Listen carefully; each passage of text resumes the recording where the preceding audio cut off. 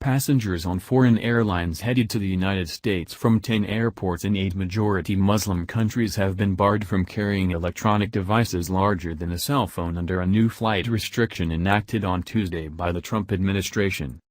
Officials called the directive an attempt to address gaps in foreign airport security, and said it was not based on any specific or credible threat of an imminent attack.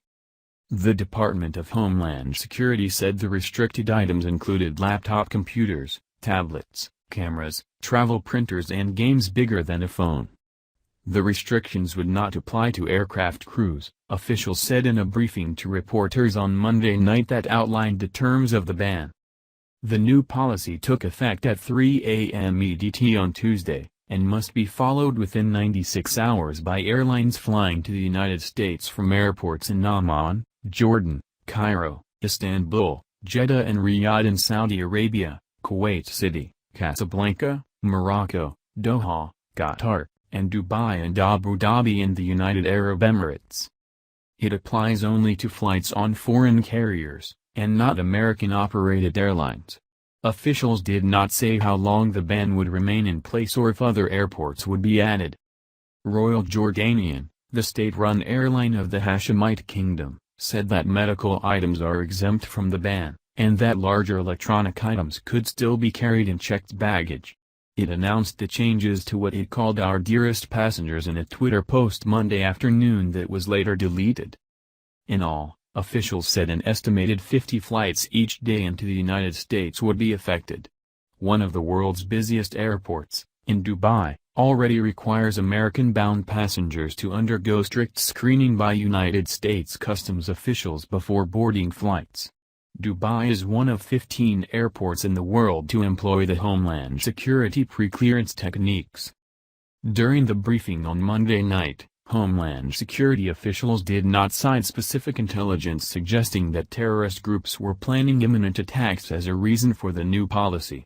Rather, they said the change was based on intelligence reports about extremist groups that have an ongoing interest in staging attacks against American aviation targets. The officials briefed reporters on the condition they would not be identified, since the ban was not yet in place. Separately, an official with the Transportation Security Administration who confirmed the new restriction said not everyone at the agency had been briefed about it as of Monday evening, raising the possibility that it was being rushed out. He noted that there was no mention of intelligence at a national meeting of TSA federal security directors last week that suggested planes coming to the United States had been targeted by terrorist groups. The TSA has been on heightened alert at several airports, said the official, who spoke on the condition of anonymity because he was not authorized to discuss the issue publicly. It was not clear if the alert was related to the new restrictions on electronic devices. The restrictions follow other changes the TSA made in aviation security in recent days. 2 weeks ago, the TSA adopted enhanced pat-down searches for passengers at United States airports, a response to what the agency said were weaknesses in airport screening measures.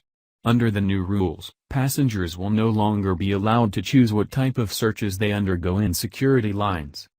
The agency said the measures, which will be more invasive than current procedures, were needed to improve the ability of screeners to detect explosives or other banned items.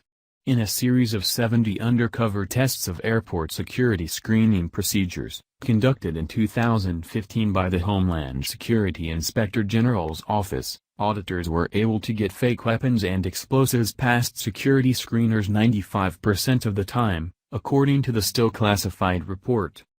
The enhanced pat-down searches will be used on passengers who refuse to go through the full-body screening machine. Passengers who trigger alarms while going through screening will also undergo the enhanced searches. TSA officers can also randomly choose passengers for the more invasive pat-downs. Travelers will still be able to request a private pat-down screening and ask to be accompanied by a companion of their choice.